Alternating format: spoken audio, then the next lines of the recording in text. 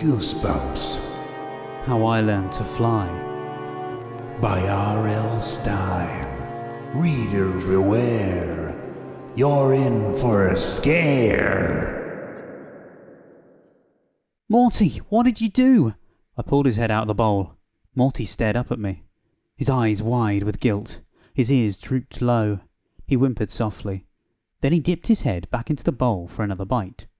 I scooped him off the chair, carried him into the living room, and gasped as he floated up out of my hands.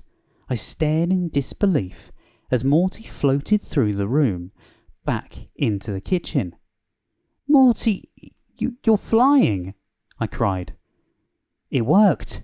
I couldn't believe it. My Cocker Spaniel was flying. Chapter 1. The day I learned to fly, I was worried about Wilson Schlame. I spend a lot of time worrying about Wilson. I've always had trouble with that boy. Do you know why? He thinks he's better than me, and I know he isn't. I'm Jack Johnson, and I'm not the kind of kid who likes to enter contests. Really, I don't like to compete. I always let my dad win at chess, just because it means so much to him to win. And I even let my dog Morty win our wrestling matches on the living room floor. But Wilson never gives me a break. He always has to prove that he's the best at everything. If I'm chewing bubblegum, he tries to blow bigger bubbles. When my bubble is twice as big as Wilson's, he says that his is rounder. If my bubble is bigger and rounder, he sticks his finger in mine and pops it all over my face. He's trouble, that boy. Real trouble. Especially when Mia Montez is around. Mia is the cutest girl at Malibu Middle School. Ask anybody. Everything about Mia is cute. She has big green eyes and a perfect little nose. I think Mia's nose is the first thing I noticed about her. I really admired that nose. I suppose that's because my nose is kind of big. And Mia is the prettiest hair. Short, straight, black hair. Really shiny.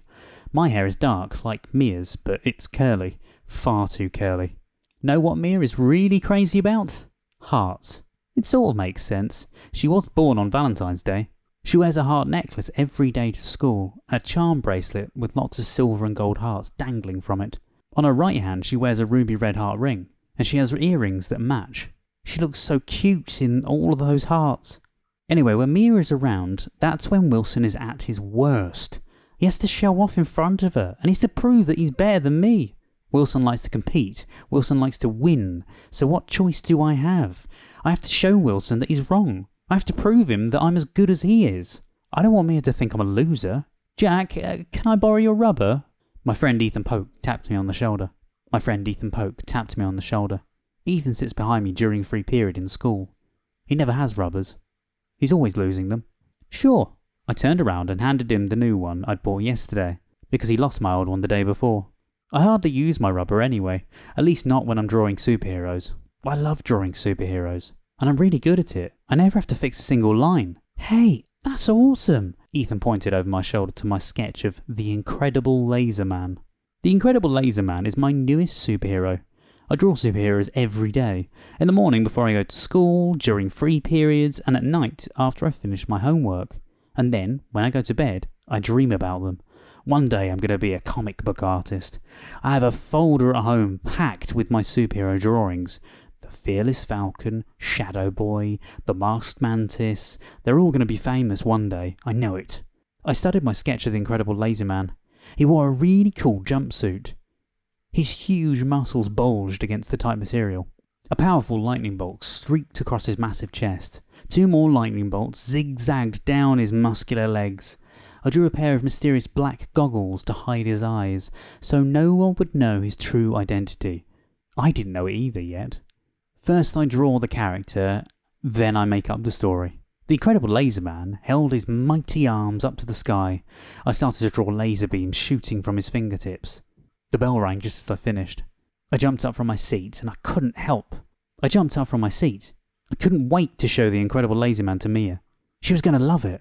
Hey, Mia! I held my drawing out to her. Want to see my... Out of the way, Jackie! I turned and saw Wilson. He was carrying a drawing too. He shoved me hard from behind. I fell over Mia's desk. My drawing flew from my hand and fluttered to the floor. Thank you, Wilson, Mia said. Mia held Wilson's drawing in her hand. She flashed him a big smile. Look at this, Jack. Look what Wilson drew. I glanced over Mia's shoulder. Wilson had drawn a team of superheroes. 5 of them, coloured in. In sparkly letters at the top, he had written, Mia's Protectors. Yuck. Look what Jackie drew, Wilson cried. He snatched my drawing from the floor. Wilson, don't call me Jackie, I declared. I've told you 1,000,000 times I really hate being called that. Sorry, I forgot, Wilson smirked. I won't do it again. Jackie. I glared at Wilson. Give me back my drawing, I snapped. I reached out for it, but Wilson was too fast for me. He shoved it in front of Mia's face. It's the Incredible Laser Man, he hooted. Mia giggled at his stupid joke. I wanted to disappear. It's very cute, Jack, Mia said, handing it back to me. Then she and Wilson slipped on their rucksacks and headed outside. Okay, so Mia liked Wilson's drawing better. No big deal, I told myself. I stuffed my drawing into my rucksack. Just wait until we get outside. Just wait until Mia sees my new 21-speed Silver Streak racing bike. She's gonna love it. I ran outside just in time to see Mia circling my new bike. Cool, she said, trying to catch her reflection in the handlebars.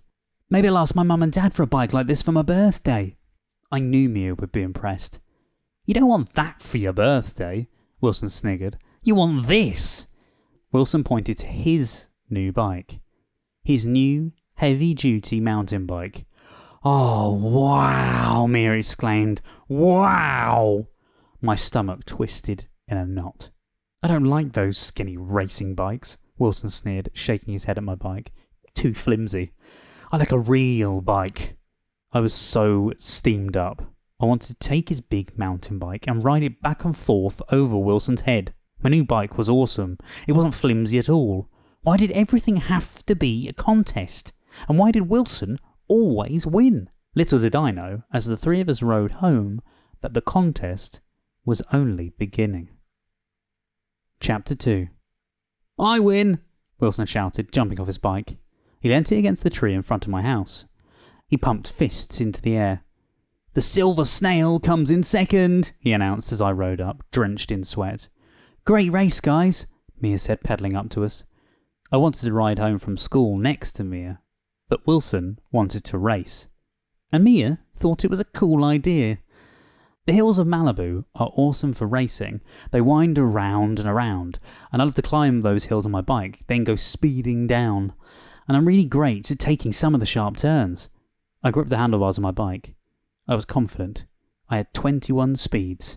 We raced. Wilson won. I leant my bike next to Wilson's, trying to catch my breath. Morty, my rust-coloured cocker spaniel, trotted out from the back garden to greet us. Hey, Morty! The heart on Mia's bracelet clinked softly as she scratched Morty's neck. Morty likes Mia as much as I do. His tail wagged like crazy. He jumped up to lick her face.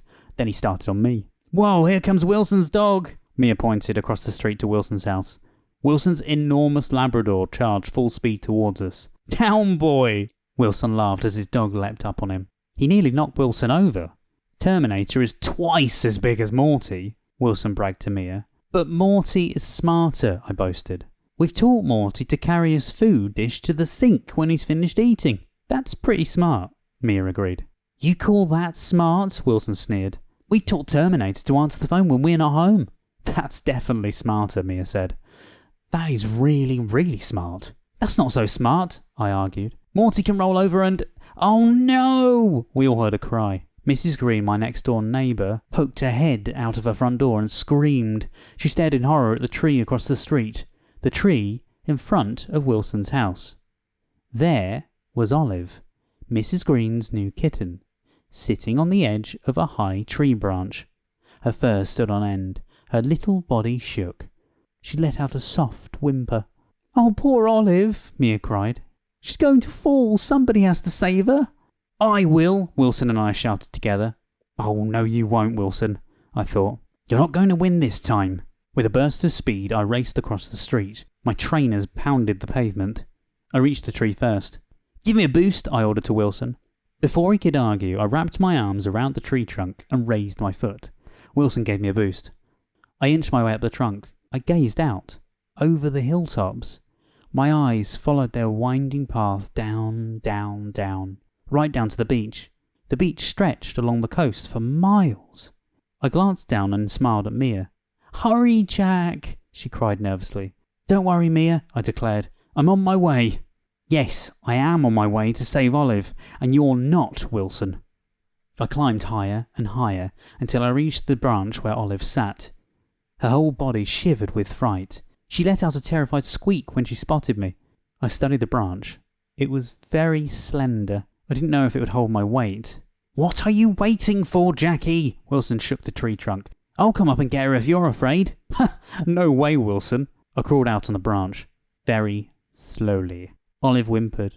I stopped. I crawled out some more. Olive inched away from me. I stopped again. Olive stared into my eyes. Then she lifted her front paws to jump. Down below, I heard Mrs. Green and Mia gasp. "No, Olive," I begged softly. "Stay." I moved a little closer, close enough to grab her now. I slowly reached out to her. My fingertips brushed her soft fur. Then my knees slipped off the branch. I lost my balance. I lurched to the left. "No!" I let out a shrill cry as I dropped from the tree. Chapter 3. I shot my arms up. I groped frantically for the branch and missed. My stomach flopped as I plunged down. Down. I closed my eyes tight, ready to smack on the hard ground. Huh? Something soft broke my fall. "Gotcha, Jackie." Wilson caught me in his arms. He held me like a baby. Great. Just great. I heard clapping. Mia clapping. Then Wilson dropped me onto the pavement. "Ow!" My head hit the cement with a thud. "Are you okay?" Mia's voice sounded far away. "Yes, I'm..." I started to answer, struggling to sit up. That's when I saw that Mia wasn't paying any attention to me. She was bent over Wilson, studying a swollen finger he held out to her. "I'm okay," Wilson assured her. "Jack doesn't weigh much." "No!" Mrs. Green shrieked. "Olive, no!" Olive dangled from the branch by one little paw. Wilson scrambled up the tree and crawled across the branch. The tree groaned and creaked under his stocky legs, but Wilson didn't care. He looked so sure of himself as he crossed the sagging branch. He scooped up Olive in one hand, then he shimmied down the tree trunk. "Thank you! Thank you!" Mrs. Wilson threw her arms around Wilson's wide shoulders and hugged him. My narrow shoulders drooped. I felt miserable. With Olive cradled in her arms, Mrs. Green returned to her house. I watched her walk across the lawn. My gaze shifted to my garden, where Morty and Terminator wrestled in the grass. Terminator batted Morty with his huge paw. He sent Morty into orbit over the hedges. Terminator charged across the lawn, jumped over the shrubs, and reached Morty before my poor dog landed. Terminator knocked him out of the air and pounced on him. Morty yelped helplessly as Terminator pinned him to the ground. "Terminator, stop!" I shouted, heading over to them. "Leave them alone, they're just playing," Wilson called. But I trudged across the lawn to rescue Morty. "Even Wilson's dog wins all the time," I grumbled. "Morty and I are losers. Total losers." "Hey guys, I've got to go home." Mia jumped on her bike. "Don't forget about my birthday party on Saturday." "I'll be there," Wilson told her. "I'm going to bring Terminator. Here's a surprise for you." I groaned. "Are you coming to my party, Jack?" Mia smiled brightly at me. "Well, maybe." I tried to come up with a fast excuse. I hate parties. Don't get me wrong, I like to see my friends, but not at parties. I never really have fun at them, especially if there are party games. I hate party games, especially if Wilson is there. I may have to go somewhere with my parents," I lied. "I think I promised I'd go with them, and then I promised my dad I'd help him clean out the basement." "You did that last week," Wilson declared. "Remember? I had to help you drag out the dustbin. It was too heavy for you." "Well, we didn't finish," I said, thinking quickly. I'm such a terrible liar. Mia grasped the gold heart around her neck. "You have to come, Jack. The party doesn't start till 6. I really want you to come." "Well, I'll try," I told her. "Great, Jack. See you." Mia hopped on her bike and pedalled up the hill towards her house. Should I go? I asked myself, heading up my driveway. Mia said she really wants me to come. So should I forget how much I hate parties and go? Yes, I decided. Yes, maybe I'll actually have fun. So, on Saturday night, I went to Mia's party. And wouldn't you know it, it ruined my life forever. Chapter 4. Mia's house is 2 blocks up the hill from mine. Her house juts out on stilts. It's kind of dangerous, especially when we have mudslides, but she has an amazing view of the ocean down below. I stepped up to Mia's front door. I felt really nervous. For one thing, I'd never met Mia's new stepmother. Mia spent half the year with her real mother in Brentwood, and the other half here in Malibu with her dad and new stepmother. "Come on in, it's so nice to meet you. I'm Angela Montez." Mia's stepmother greeted me at the door. "Everyone's been waiting for you." "Really?" I asked. "For me?" "Really?" Mrs. Montez exclaimed. Mia's stepmom had the most beautiful smile. I liked her right away. I followed her to the rec room doorway. She waved to Mia across the room. "Mia, look who's here at last," she called. "Wilson!" "Angela, that's not Wilson. That's Jack," Mia called back. "Oh, sorry, Jack." Mrs. Montez patted me on the shoulder. "Well, have a nice time anyway." Mia grabbed my arm and tugged me forward. The room was jammed with kids. We pushed our way through the crowd. Red streamers hung from the ceiling. Red is Mia's favourite colour. I spotted my friends Ray and Ethan in the crowd. They were opening plastic bags filled with red balloons. "Hey, Jack! Help us blow these things up," Ray called. "Okay, be right there." I liked Ethan and Ray. They were great guys. Fun to hang out with. I handed Mia a birthday present. I wanted to give her something that she would really, really like. I'd walked around the precinct for hours searching for the right thing. "Thanks, Jack. I can't wait to open it," Mia said, gazing at the red stars at the wrapping paper. "Look, the paper matches my outfit." Mia pointed to the red stars on her white t-shirt and leggings. Mia liked the wrapping paper. That made me feel pretty good. Ray and Ethan threw over some balloons, the long kind, and we started to blow them up. After we'd blown up about 50 of them, we batted them through the air, one after another. Really fast, a storm of red balloons whirled over our heads. The kids went wild, leaping up, batting them back. "Over here, Jack," they screamed. "Hit some over here." It was cool.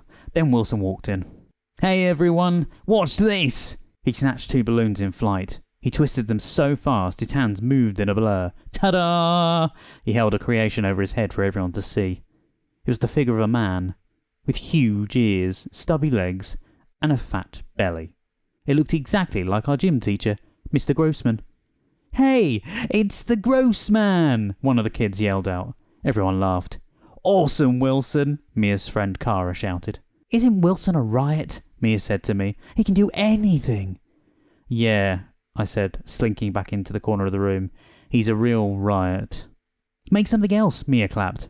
Wilson grabbed some balloons and made a pig with antlers, and a tiny elephant with a metre-long trunk, and an enormous chicken. Everyone went crazy over the chicken. I was almost glad when Mia announced that it was time to play Twister. Almost. I hate Twister. I told you, I hate all party games. Everyone cleared the centre of the room so Mia could set the game out. I shrank further back into my corner. I eased myself down onto the floor. I did it slowly, so no one would notice me. "Jackie!" Wilson lunged over the playing mat and yanked me up. "It's time to see if you can beat the champ." Wilson is great at Twister. Of course.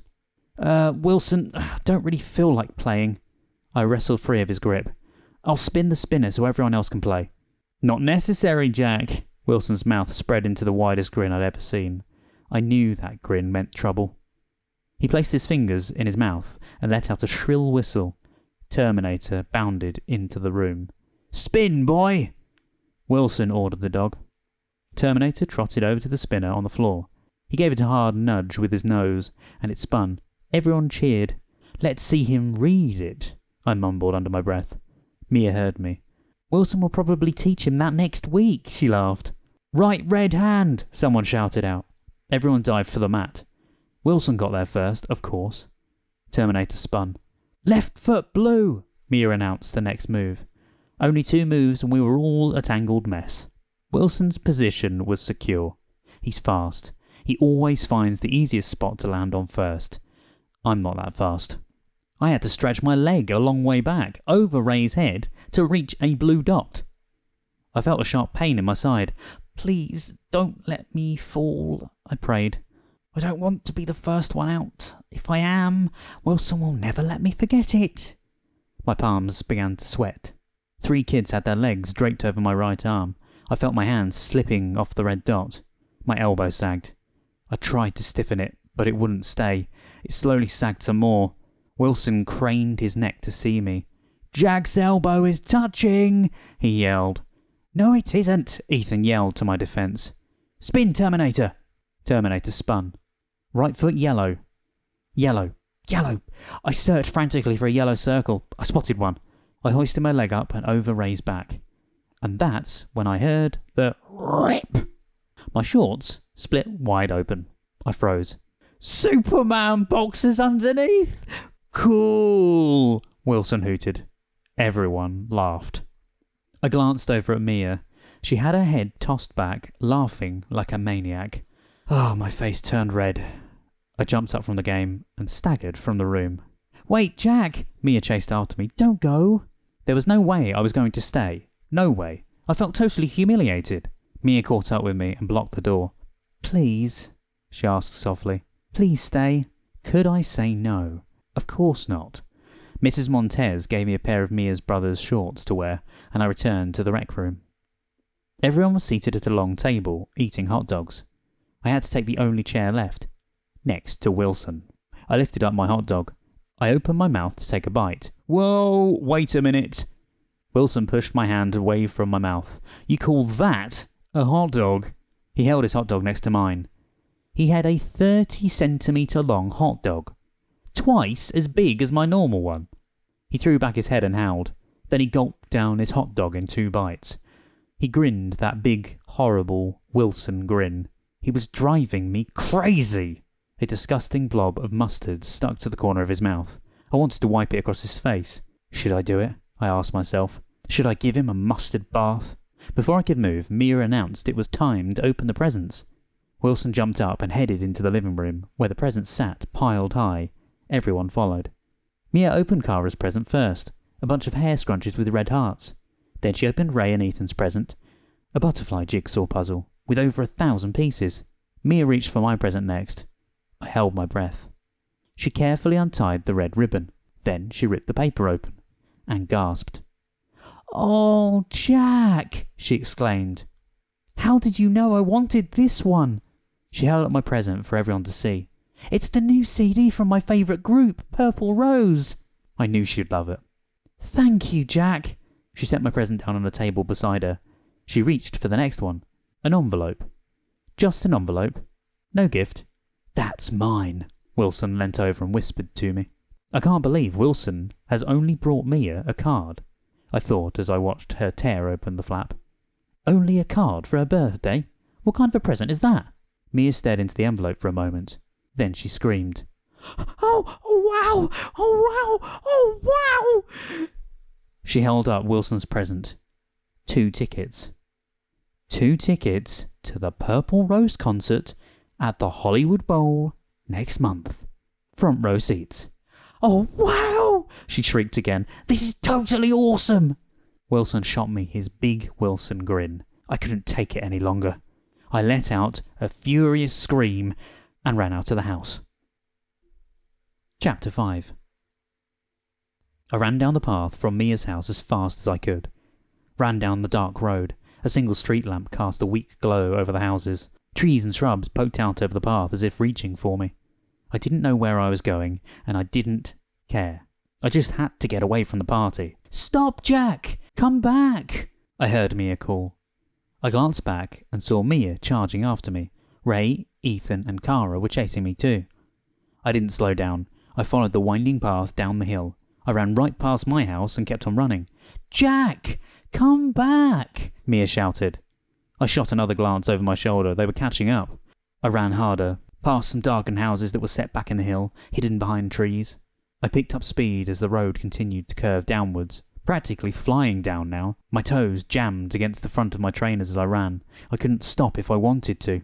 I ran until the road levelled out at the bottom of the hill, where a fence stretched out for miles, separating the beach from the road. I darted across the road and charged through the fence. "Jack! Jack!" My friends' voices drifted down the hillside over the steady roar of the ocean in front of me. I peered up and down the stretch of beach, staring at house after house. They sprawled out on the high part of the beachfront with steps that led down to the sand. Lights from the houses washed over the sand, making the beach bright and silvery. No place to hide. No place. Suddenly an idea flashed into my mind. The abandoned Dorsey house. I could hide there. The Dorsey house used to be one of the most beautiful beach houses in Malibu. But no one had lived in it for years. Just a big old wreck now. A great place to hide. Jack! Where are you? Mia's voice floated over the fence. Better hurry, before they catch up. I ran down the beach, past houses with swimming pools and tennis courts. I ran, and finally I came to the Dorsey house. I stopped and stared at it. What a wreck!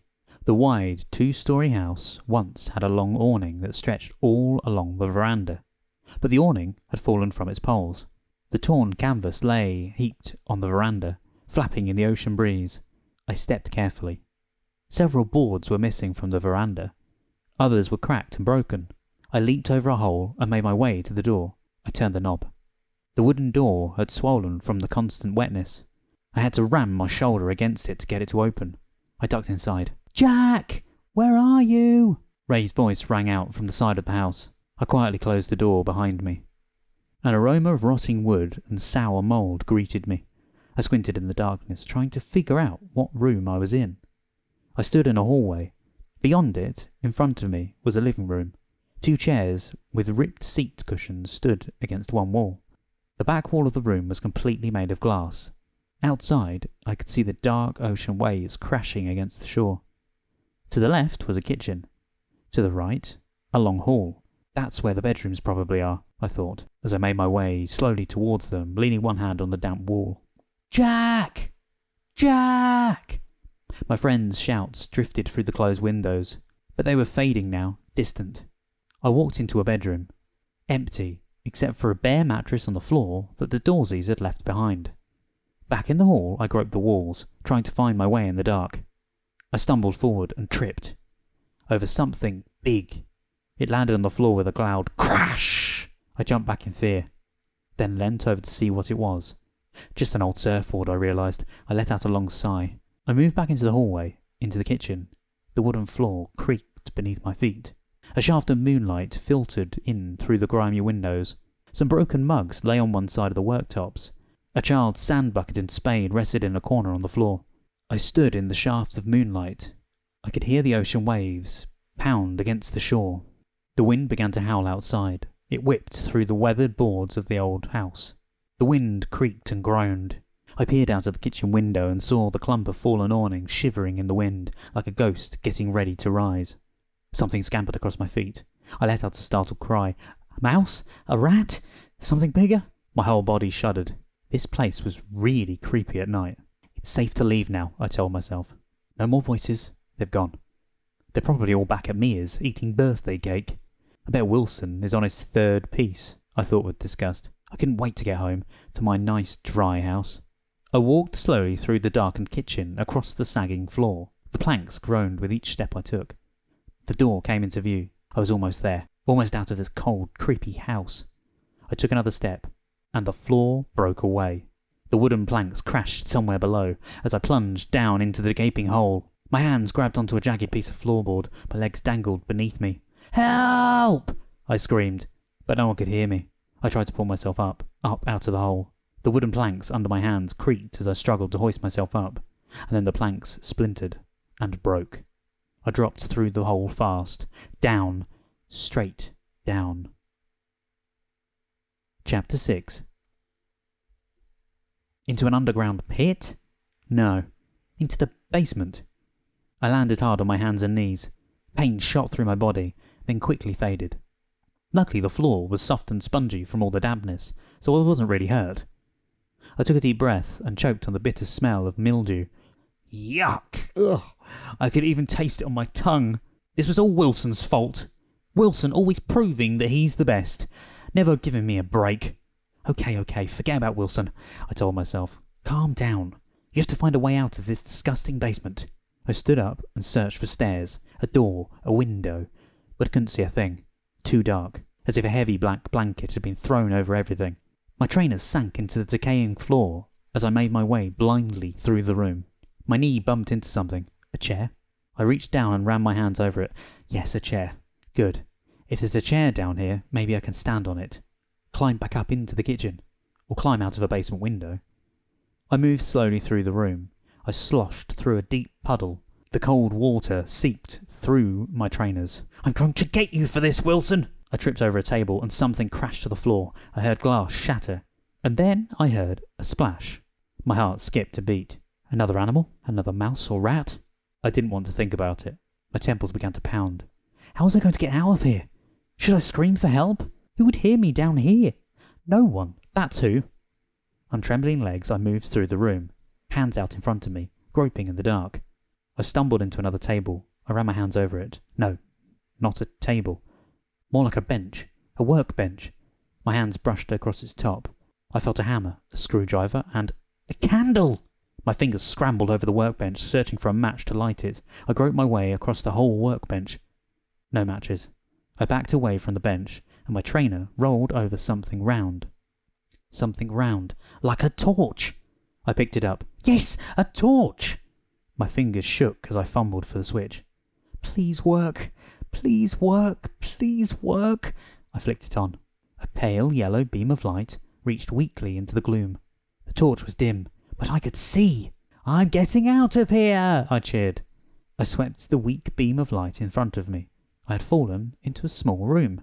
Thick cobwebs draped the peeling walls. A rusty washing machine and clothes dryer sat in one corner.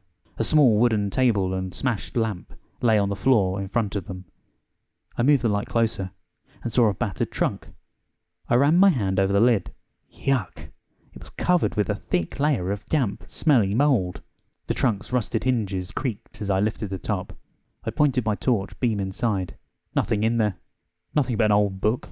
I read the title out loud. Flying Lessons.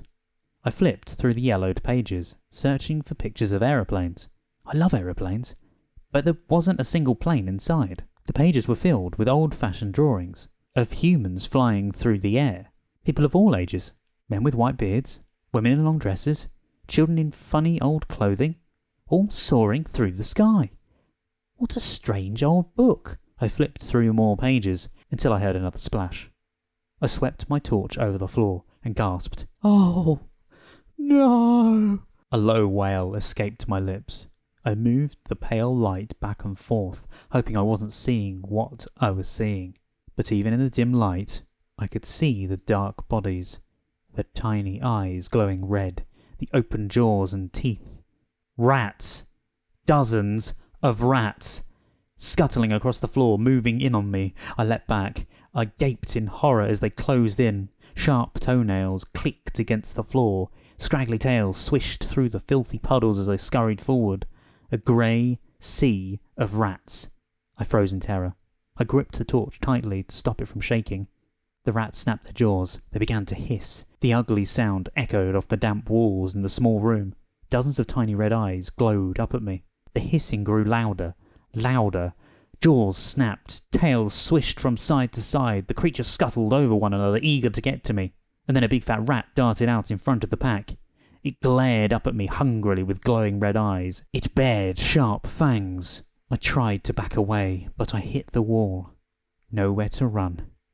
The rat uttered a shrill cry.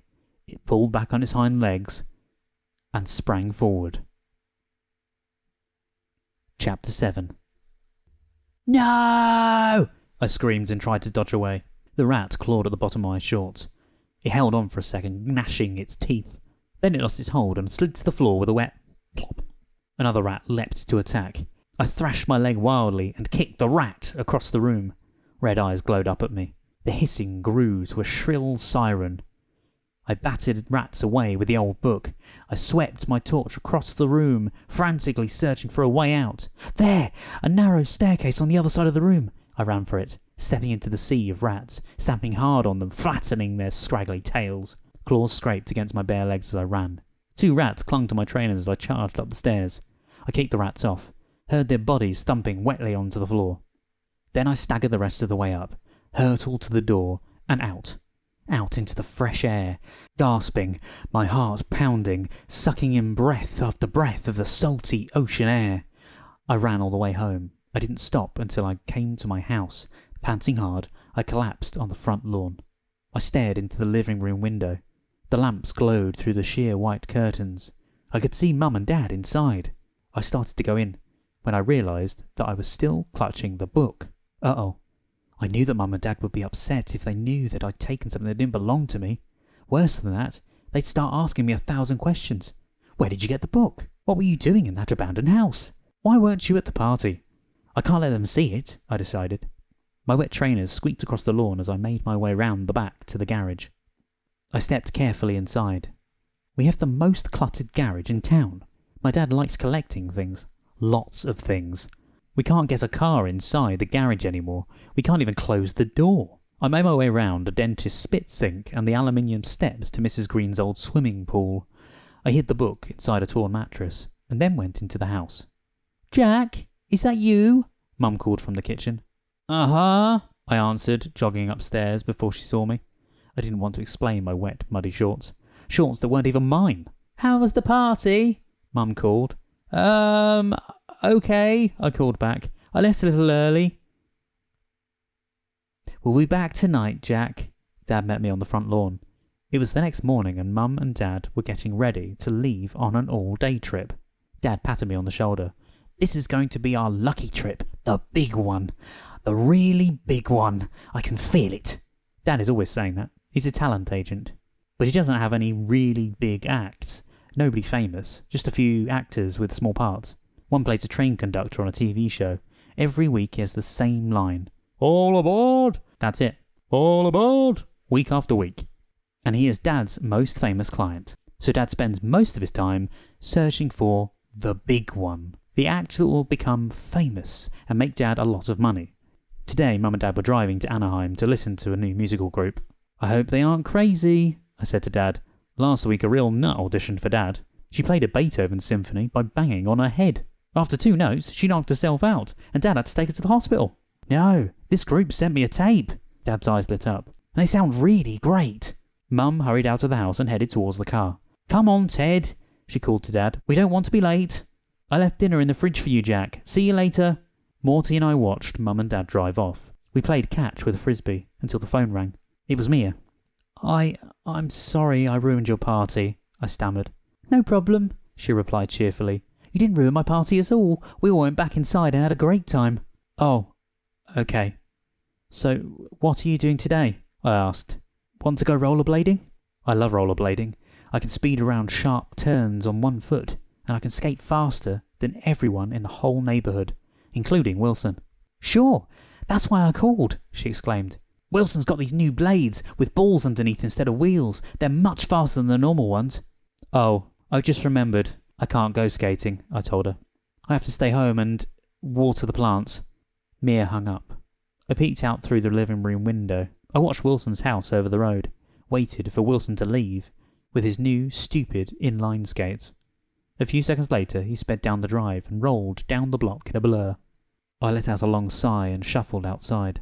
"Come on, Morty." I snatched the frisbee from the lawn. "Come on, Morty." I snatched the frisbee from the lawn. "Catch, boy." I tossed the frisbee. Morty let it soar over his head. He didn't budge. "Great, now what?" "Hey, Morty, I know. Let's go and find that big book I brought home." Morty followed me to the garage. I slipped my hands into the lumpy mattress and pulled it out. I lugged the book into the kitchen. I started to read it and gasped in amazement. "Morty, I don't believe this." Chapter 8. "Wow, Morty, I can fly!" Morty cocked his furry head at me. "I know it sounds weird, boy, but it says so right here." I pointed to the page I was reading. "Humans can fly." Wait a minute. Am I crazy? Have I gone completely mad? People cannot fly. Morty jumped on a kitchen chair. He stared down at the book, at a picture of a young girl, with arms stretched out to her sides. She sailed through the air, her long blonde hair flowing behind her. Morty glanced up at me, peered down at the page, then he whimpered and bolted from the room. "Come back, Morty. Don't you want to learn to fly?" I laughed. "Morty, the first and only flying dog." I turned back to the book and read. "For as long as humans have walked the earth, they have learned to fly, to float like an angel, to glide like a bat, to soar like a mighty bird of prey. All a dream. A hopeless dream, until now. The ancient secret of human flight is a simple one. You need only 3 things: the daring to try, an imagination that soars, and a good mixing bowl. Hey! I stared at the page. I had those things. Maybe I should give it a try. I had nothing better to do today. I read on. There, on the next page, the book told exactly what you needed to do to fly. It gave some exercises to practice, and a magical mixture you had to eat. Learn the motion, eat the potion. That's what it said. Finally, it gave an ancient chant to recite. And that was it. The secret of flying. Right there. Yeah, right. I rolled my eyes. I scanned the list of ingredients I would need to make the potion. The main ingredient was yeast. Because yeast rises. Yeast does rise. Maybe this really would work. Maybe I really could learn to fly. If I could, it would be awesome. I would soar through the sky, just like my superheroes. I could fly, I thought dreamily as I searched the pantry for the yeast. Something Wilson couldn't do in a million years. And boy, would Mia be impressed. I could hear her now. Oh wow, oh wow, oh wow, she would scream as I flew into the sky, leaving Wilson down on the ground like an insect. I'm going to do it right now. I'm going to learn how to fly. Of course, I knew it was crazy. But what if it worked? What if it really worked? I turned to the page with the exercises. Step 1, I read out loud. Hold your arms straight out in front of you. Bend your knees slightly. Now take 50 little hops in this position. I did it. I felt like an idiot, but I did it. Step 2. Sit on the floor. Place your left foot on your right shoulder, then lift your right leg and tuck it behind your head. This was harder to do. A lot harder. I tugged my left foot up until it reached my shoulder. A sharp pain shot down my side, but I wasn't giving up. I lifted my right leg up, up, up to my chin. Then I lost my balance and rolled onto my back. I tried it again. This time I rolled to the side. Learning to fly wasn't going to be as easy as I thought. I tried one more time and got it. But now I was stuck, all twisted up. My left foot perched on my right shoulder, with my toes jammed in my ears. My other foot pressed against the back of my head, shoving my face into my chest. I struggled to untangle myself. I stopped struggling when I heard someone laugh, and realised I wasn't alone. Chapter 9. What are you doing? Ray, is that you? I tried to look up, but I couldn't. My chin was slammed tight against my chest. Yes, it's me. Ethan is here too. What are you doing? He repeated. He must be practicing for Twister, Ethan suggested. They both laughed. Very funny, guys. Can you help me apart? I think I'm stuck. Ray and Ethan untangled me. Wow, that feels better, I said, stretching out my arms and legs. So, what were you doing? Ethan asked the question this time. Exercising, I mumbled. I was exercising to, improve my tennis game. Hold on, those were pretty weird exercises. Ethan's eyebrows arched way up. He wasn't exercising for tennis, Ray exclaimed. He doesn't even play tennis. I'm thinking of taking it up, I said quickly. Ray narrowed his eyes at me. He didn't believe me, but he didn't ask any more questions. Want to shoot some hoops in the playground? Ethan asked. I didn't want to go anywhere. I wanted to stay at home, alone, and see if I could fly. No, I have to stay at home with Morty, I lied. He's not feeling well. Morty heard his name and charged full speed into the kitchen. He leapt on Ray and licked his face. He looks okay to me, Ray said, narrowing his eyes at me again. No problem, we can stay here, Ethan suggested. Throw a football round or something. Ethan glanced around the kitchen. His eyes fell on the book. No, sorry, I really can't hang out, I said, tossing the book in the rubbish bin. I have to clean up the kitchen. I turned to the worktop and wiped it with a sponge. Then I began lining up the spices in the spice rack, labels facing out. And I have to stay inside anyway, to wait for Mum and Dad to call. They're away. They said to sit by the phone. Why? Ethan asked. What's so important? They wouldn't tell me. They said it's a surprise. I shrugged my shoulders. Okay, see you later, maybe, Ray said. Both of them were shaking their heads as they left. I grabbed the book out of the rubbish and flipped back to the exercise page. I read the flapping and leaping exercises next. I did them all. Now it was time to say the magic words. I read them to myself first, to make sure I got them right. Then I recited them out loud, slowly. Hishram, Hishma, Shah, Sharom, Shom. I climbed up on the kitchen chair and jumped off, to see if I felt different, lighter, floaty. I landed with a hard thud. Suppose I need to eat the special flying food for the full effect, I decided. I turned back to the book. It was time to start mixing. In a cabinet next to the refrigerator, I found our good mixing bowl. I dumped all the ingredients into it. 10 egg yolks, 1 tablespoon of maple syrup, 1 cup of flour, half a cup of seltzer, and 4 tablespoons of yeast. I stirred. A lumpy yellow blob of dough started to form. I turned the page to read the next step. You are about to embark on the most glorious adventure in the history of time, I read out loud.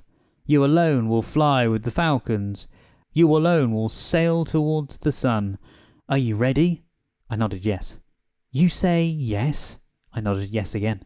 You are wrong. You are not ready. Turn the page. I turned the page to the last page in the book. Empty 1/4 of contents of envelope into bowl. Mix well. Envelope? What envelope? The rest of the page was blank, except for a tiny spot of dried glue. I ran my finger over the glue spot. That's where the envelope had been. But where was it now?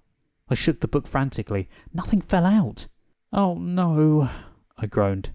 No envelope. No envelope. Wait, I know.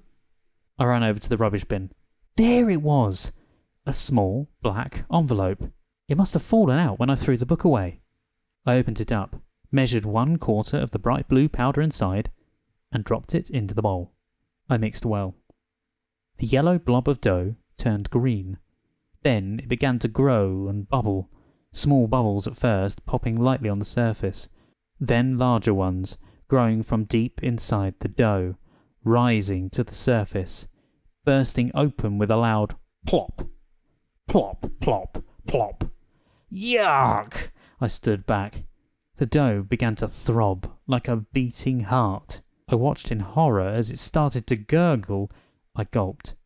What was in that envelope? Maybe it was some kind of poison. Forget about flying. There's no way I'm eating this gross mess, I decided. No way. Chapter 10. I grabbed the sides of the bowl to dump the mixture into the bin, but I snatched my hands back when the dough flopped over all by itself. It flopped again and again, each time making a sickening, sucking sound. My stomach lurched. I reached out again, and the phone rang. We're on our way home, Jack. Dad was calling from the car. He sounded disappointed. So soon? I asked. What happened? The band members had a big fight. They called us in the car. They said don't bother coming to Anaheim. They broke up the act. I heard Dad sigh. Wow, Dad. I don't know what to say. Not to worry, Jack. I still feel lucky. Don't know why, but I do. The big one is coming. I can feel it. We're on the motorway. Should be home in half an hour, he said. Then he hung up. Ugh, I'd better dump this stuff before they get back, I told myself. I turned to the kitchen table and shrieked in horror. Morty! No! No! What have you done? Chapter 11. Morty, down! I screamed. Morty stood on the kitchen chair. His front paws rested on the table. His head dipped into the mixing bowl as he swallowed a big glob of green dough. No! Morty, down! I screamed again. Morty lifted his head. He licked his chops, then dived into the bowl for another bite. I sprang across the room. I peered down into the bowl. Oh no! I howled. Almost half the dough had gone. Morty, what did you do? I pulled his head out of the bowl. Morty stared up at me, his eyes wide with guilt. His ears drooped low. He whimpered softly, then dipped his head back into the bowl for another bite. I scooped him off the chair, carried him into the living room, and gasped as he floated up out of my hands. I stared in disbelief as Morty floated through the room, back into the kitchen. Morty, "You're flying!" I cried. It worked. I couldn't believe it. My Cocker Spaniel was flying! I followed him in a daze. Followed him as he floated over the kitchen table. Watched in amazement as he flew out of the open window. "Morty!" I cried, jolted back to reality. "Wait!" Morty let out a sharp yelp, then sailed up into the sky. I ran outside and gazed up. Morty soared above the house, floating higher and higher. "Morty, no! Morty!" I screamed. "Morty, come back!" His legs thrashed as he floated over the treetops. He started barking shrill, sharp yelps of terror. "Morty! Morty!" I watched him sail up, his body rocked by the wind, his legs scrambling as if trying to grab hold of something. "Oh no!" I wailed, staring helplessly. "I've got to get him back! I've got to rescue Morty! But how?" Chapter 12. I knew how. I knew how to rescue my dog, and I knew I had no choice. I ran into the house. I plunged my hand into the bowl, grabbed up a big chunk of the disgusting mixture. "Yuck! I can't eat this. It feels so slimy." "You have to eat it," I ordered myself. "You have to save Morty. It's the only way." The dough throbbed and gurgled in my palm. A thin mist of steam rose up from my fingers. "Oh!" I groaned as I shoved a fistful of the stuff into my mouth. I clutched my throat. I started to gag. It tasted sour and hot. It scorched my tongue. I choked it down and grabbed up another blob, shoved it into my mouth, swallowed hard. My mouth and tongue swelled with the horrible, bitter taste. I shoved in another handful. I had to make sure I could fly like Morty. I could feel the mixture throbbing as it slid down my throat. Gagging, I ran back outside. I gazed up into the sky. Morty flew high over the trees. His cries drifted down to the ground. I could see his legs still flailing wildly as he floated higher and higher. He looked so small up there, just a dark speck in the sky now. "I'm coming, Morty!" I cupped my hands around my mouth and yelled. "Don't worry, boy, I'll save you!" I raised my arms up to the sky. "I will fly!" I cried out. "Fly!" I took a strong leap. Nothing happened. Chapter 13. Speed. That's it. I needed to build up speed. I ran round my back garden. I circled it 3 times. Faster and faster. My trainers ripped the grass. I ran hard, as fast as I could.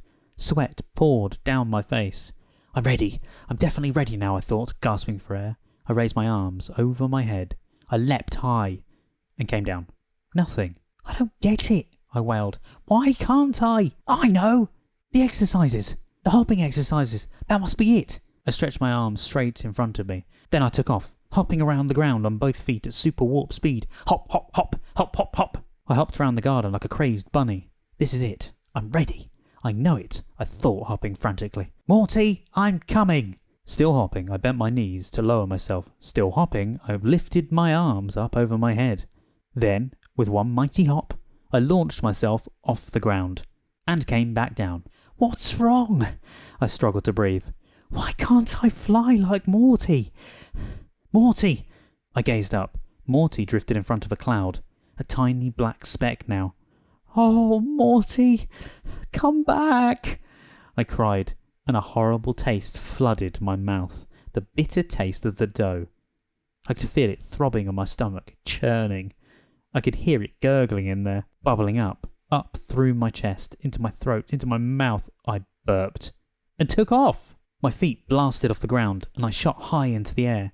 I was flying. I can't believe it. I'm flying. I'm really flying, like a superhero. Whoa! I thrashed my arms and legs wildly. I rose up and up, out of control. I floated over my house, over the trees, over the hills of Malibu. I could see the blue ocean sparkling far below. Morty continued to sail up and away from me. "Morty, I'm coming!" I shouted. I kept my eyes locked on Morty. I tried to aim my body in his direction. Whoa! I did a somersault in the air. I whirled over and over and stopped, with my head pointing down and my feet sticking up. The wind pulled me higher. I couldn't turn round. My feet were still straight up. All the blood was rushing down to my head.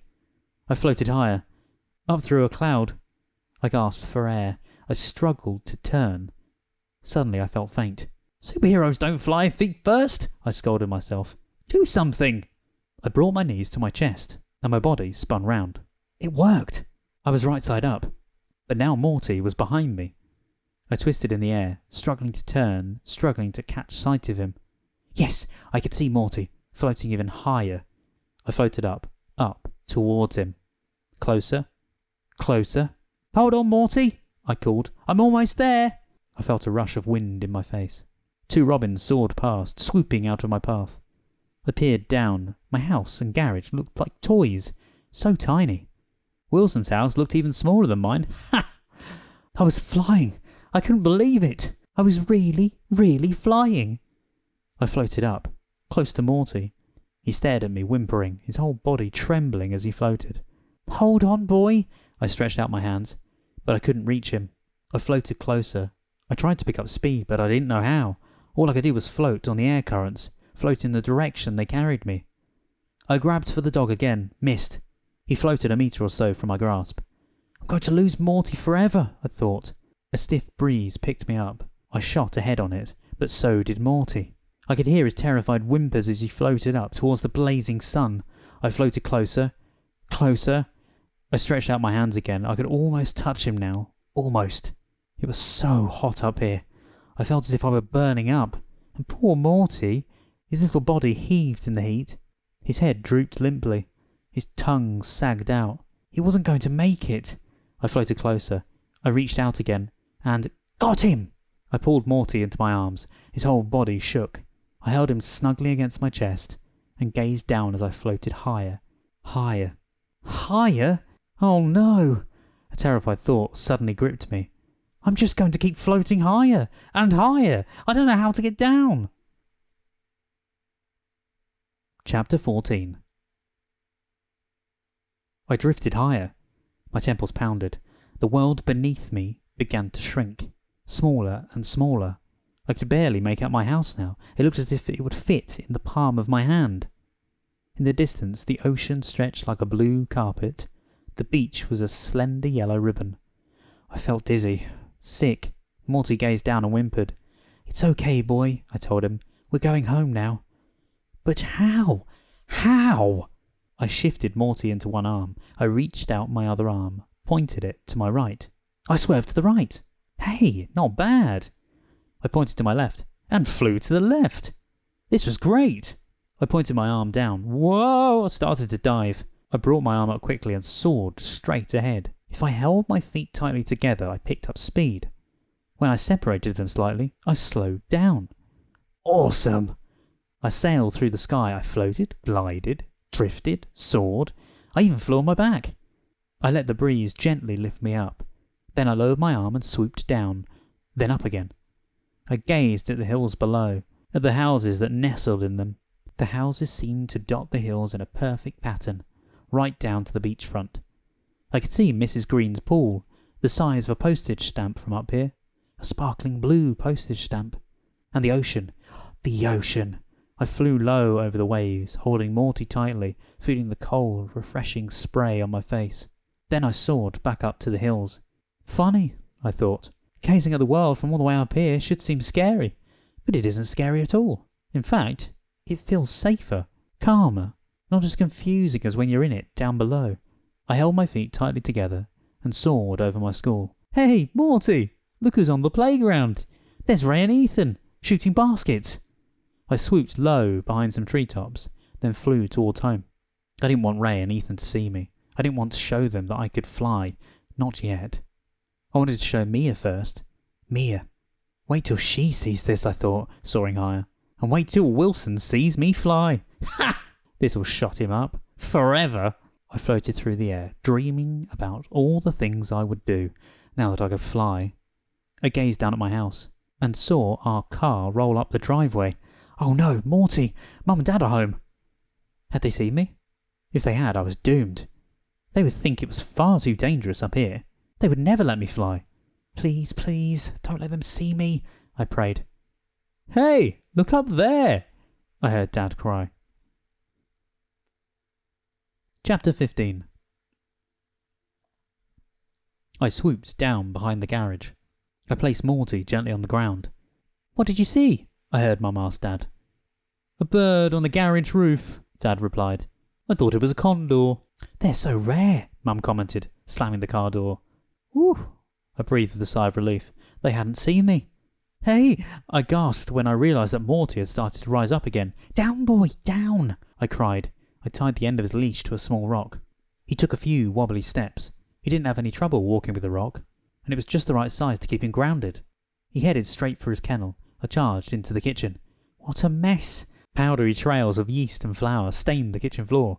Cracked eggshells sat in a slimy puddle of yolk on the table, and blobs of the horrible green dough stuck to the kitchen chairs, the worktops, everywhere. I could hear Mum and Dad unlocking the front door. No time to clean up. I tucked the small black envelope into the flying book, and I ran out to the back door with the book. I tore out to the garage and slid the book back into the folds of the old mattress. "Jack, we're home!" Dad shouted through the house. "Where are you?" I heard Mum call. "Hi, Mum! Hi, Dad!" I burst through the back door, into the kitchen. "Whoa! What happened in here?" Dad gazed around the room, wide-eyed. Mum sniffed the air. "What is that horrible smell?" "In here?" I stalled, trying to come up with a good excuse. Mum and Dad nodded, staring at me, waiting for an explanation. "Oh, you mean in here?" I said, sweeping an arm through the air. Just a science experiment. For school, it didn't quite work out." I woke up really early the next morning. I wanted to try to fly again. Before school, before Mum and Dad woke up. I dressed quickly. I walked silently into the kitchen. "Hey, Jack, you're up early." Dad sat at the kitchen table eating breakfast. "It's only 5 a.m. I couldn't sleep," I said, shocked to find him there. "What are you doing up?" "The phone woke me up. It was a man who said he had an act I had to see. Nelson and his amazing needles." "Amazing needles?" I gulped. "What does this man do?" "Well, Nelson is not a man," Dad started to explain. "Nelson is a chimpanzee. And his needles are knitting needles. His owner says Nelson can knit a sweater in 10 minutes, sleeves and all." "A monkey that knits?" I let out a long sigh. Dad sighed too. "Well, the phone call wasn't a total waste of time. At least I'll get an early start today," Dad said, finishing his breakfast. By the time he left, Mum was out of bed. Too late to try to fly now. I'll have to wait until after school. Mum will be at work. Dad won't be home either. That's when I'll fly for Mia, I decided. I couldn't wait. When the bell rang, I charged out of school before Mia and Wilson could catch up. I didn't talk to them all day.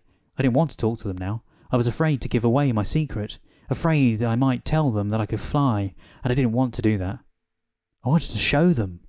I ran all the way home. I threw down my rucksack, poured myself a tall glass of orange juice, for strength. Then I phoned Mia. No answer. She wasn't home yet. I'll give her 10 more minutes, I thought, going into my bedroom. Then I'll call again. I sat down at my desk and started sketching my newest superhero. Me! I drew myself soaring high over the Hollywood hills, sailing far above the big Hollywood sign. Maybe I should tell Mum and Dad I can fly, I thought as I sketched. That way I won't have to hide.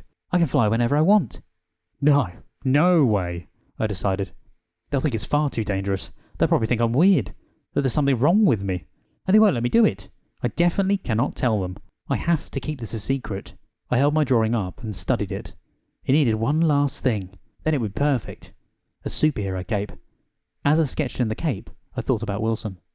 Wilson, and the sick look on his face when he realised that our competition was over. When he realised that he could never win against me again. Ever. When he saw me flying. I jumped back up from my desk and phoned Mia. Still no answer. I wandered over to my bedroom window and peered outside. Hey, there she was, in front of Wilson's house, with Wilson. Wilson was skating down his driveway on his fancy new inline skates. At the end of the driveway, he had set up a small ramp, and he was rolling full speed straight for it. He flew up the ramp and soared into the air. Yahoo! He shouted, shooting his fists up as he swooped down for a perfect landing. Mia applauded. Ha! You think that's flying, Wilson? I thought. Your days of showing off are over.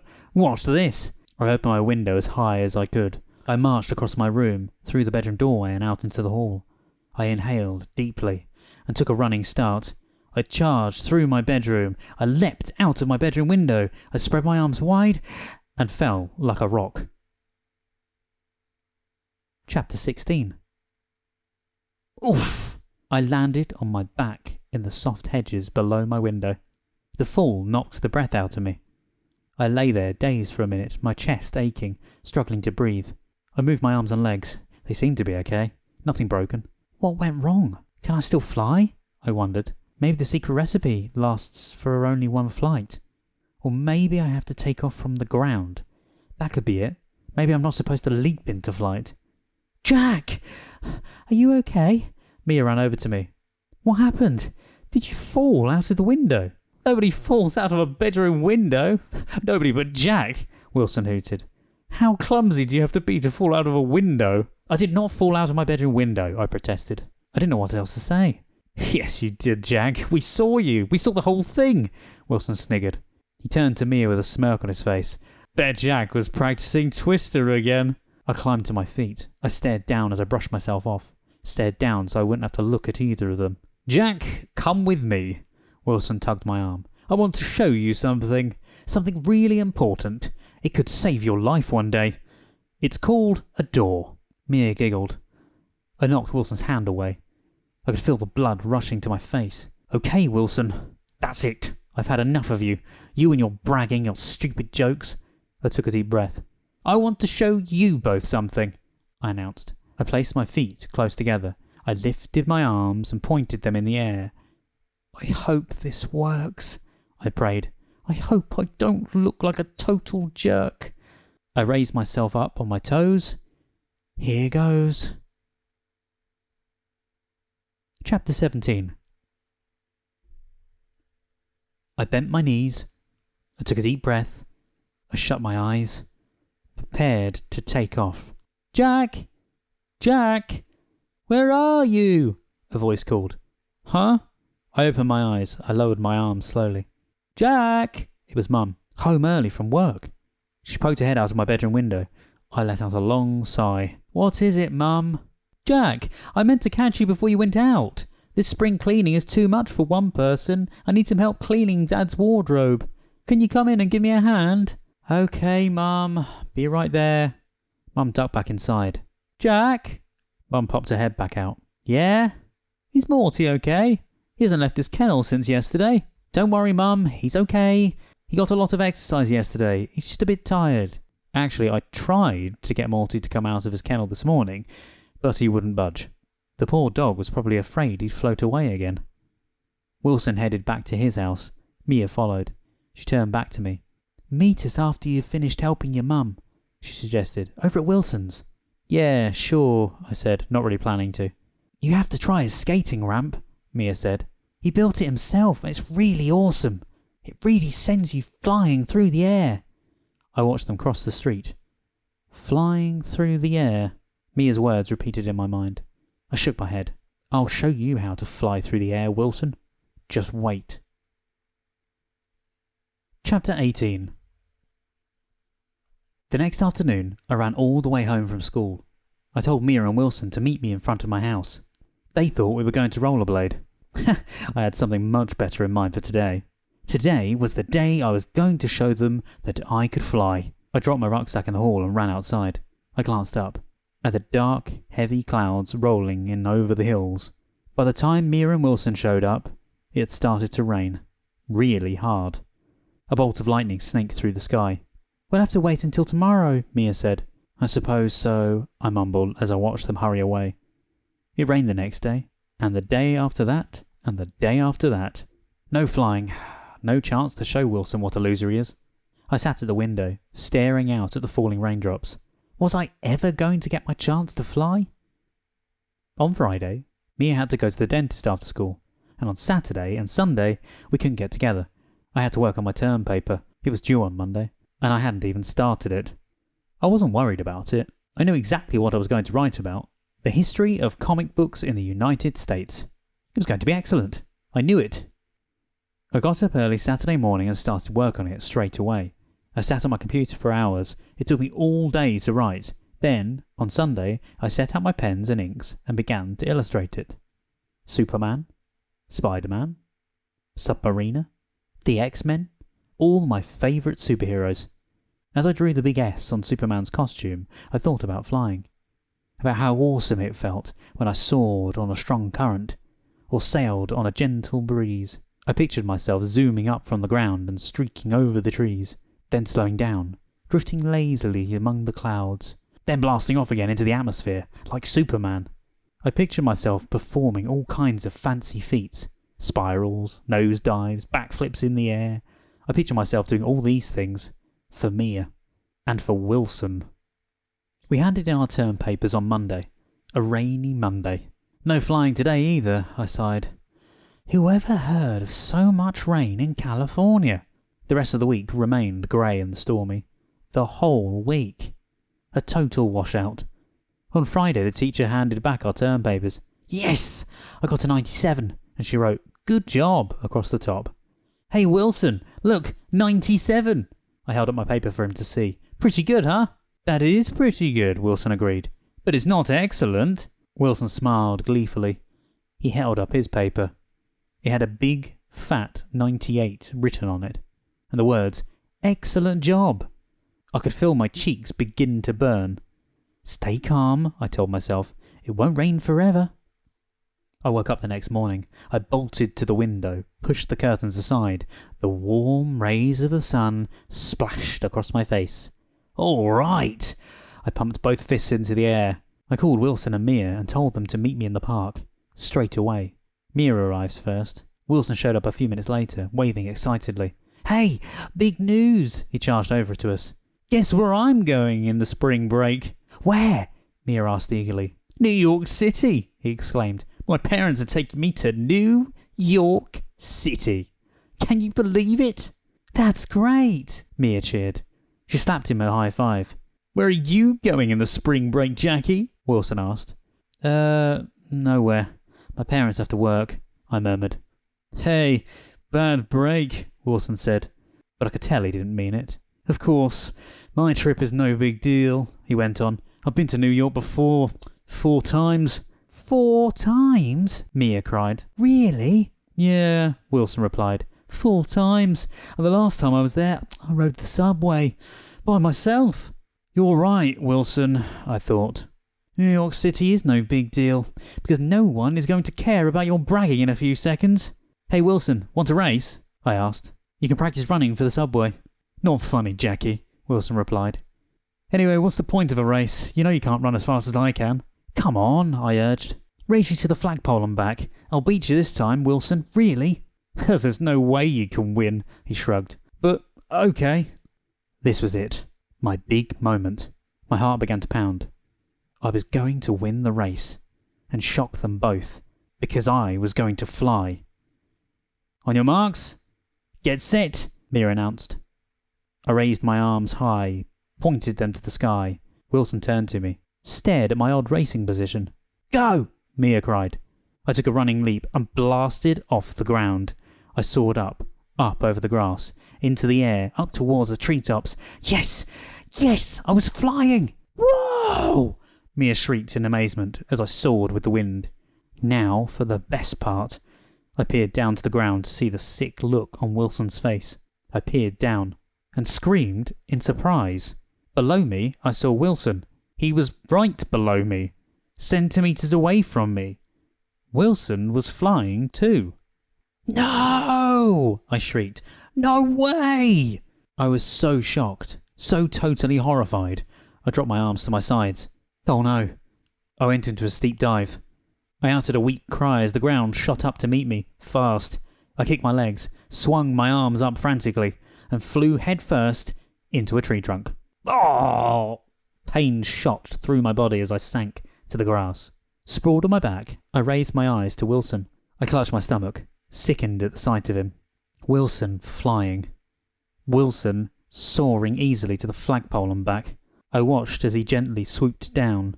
I win, Jackie! He exclaimed, making a smooth landing beside me. How did you do that? Mia screamed with excitement. Wilson planted his hands on his hips. Ah, it's easy, he bragged. Nothing to it. I opened my mouth to speak, but only a tiny squeak came out. Wilson laughed. Jackie, you need some propellers or something. Your jets are a bit slow. My heart sank. How? I sputtered. Oh, I've always known how to fly, Wilson said. Really? Mia cried. Oh, really? He laughed. Jackie taught me how. No, I didn't. I managed to choke out. Yes, you did, Jack. You just didn't know it, Wilson hooted. I saw you flying the day I got my new rollerblades. How did you see him flying? Mia demanded. I was with you. How come I didn't see him? Don't you remember? Wilson replied. I was skating far ahead of you because you couldn't keep up with me, so I skated over to Jack's house to show him my new blades, and I saw him fly. I stood up slowly. I faced Wilson, ready to knock him out. I admitted I was out of control. He had ruined my moment. Ruined it. I wanted to punch him like a punching bag, but somehow I kept myself together. I clenched my fists until they ached. I had to find out exactly how he had learned to fly. So, you saw me? I narrowed my eyes. Then what? Then I followed you to your garage. I saw you hide the book in the mattress, and so I borrowed it. And then I followed the easy instructions. He grinned at Mia. I'm like a real superhero. He puffed out his chest. I love it. He turned back to me. Hey, Jack, you can be my sidekick. I don't want to be your sidekick, Wilson. I want to win. Just once. Just once I want to beat you. That's what I thought. But I didn't say it. I didn't say anything. I just stomped away. Face it, I told myself glumly as I headed out to the park. You'll never beat Wilson at anything. Jack, come back, Mia called. I want to see you fly again. No way, I thought. What's the point now? I kept walking. Please, Jack, Mia cried. You looked so awesome up there. Please do it again. I stopped. Maybe I should fly for Mia. Impress her with some fancy flying manoeuvres. Okay, I decided. I'll fly one more time to impress her. I took a deep breath. Then, with my arms stretched out in front of me, I zoomed up to the treetops. Go, Jack! Go, Jack! Go, Jack! Mia chanted, smiling and waving. I banked to the left and glided through a big fluffy cloud. When I broke through the other side, Wilson was there to meet me. We flew side by side, looping, diving, and soaring back up. We matched movement for movement, as if we practiced together 1,000 times. Then Wilson swooped away from me. He rolled under me, jetted behind me, rolled under me again. Yahoo! I heard him scream from somewhere above me. I floundered in the air. I didn't know where Wilson was, where he was going to turn up next. He circled me like a mad bird. Wilson! I yelled. Cut it out! Lighten up, Jackie! He laughed. Then he moved in front of me, blocking my path, blocking my view. Get out of the way! I screamed. I'm going to crash into you! Wilson let out a roar, like a plane, then took a steep dive. Now I could see. Too late. I smacked hard into a flagpole. I could hear Wilson's cruel laugh as I tumbled to the ground. Excellent landing, Jackie, he called. He dropped easily to the grass in front of Mia. Mia clapped and cheered. Well, I have to go. I'm late for my tennis game. Want to come? Wilson asked me. I don't play tennis, I replied, between clenched teeth. Oh, I thought you did, he said, puzzled. Ray and Ethan told me you were taking lessons. Well, got to go. Wilson hurried off. Jack, I want to fly too. Please teach me how to fly, Mia begged. I don't know, Mia, I started. I wanted to keep this a secret. I mean, nobody knows about it, except you and Wilson. If we're all flying around Malibu, someone will find out. I hated to admit it, but I really didn't want Mia to learn how to fly. Jack, you have to show me how. It isn't fair that you and Wilson can fly and I can't, she wailed. It isn't fair. Whoa, wait a minute, I told myself. Maybe I should teach Mia how to fly. If I'm the one to teach her, she'll really be impressed. This could be my big chance. Okay, I agreed. I'll teach you how to fly. Let's go back to my house. We'll get the flying book. Thank you! Thank you, Jack! Mia was so excited she hugged me. I led the way to our garage. Oh, I can't wait! Mia jumped with glee. I stopped in front of the garage door. What are you waiting for, Jack? Open it! She cried impatiently. Weird. It's closed, I said, confused. The garage door is never closed. So, open it, Mia demanded. I reached for the handle. I tugged up the garage door and cried out in shock. Chapter 20. Gone. Everything. Gone. The dentist's spit sink, Mrs. Green's pool steps, the old mattress, All gone. I stared at the empty garage in shock. Oh no! Dad's cleaned out the garage, I moaned unhappily.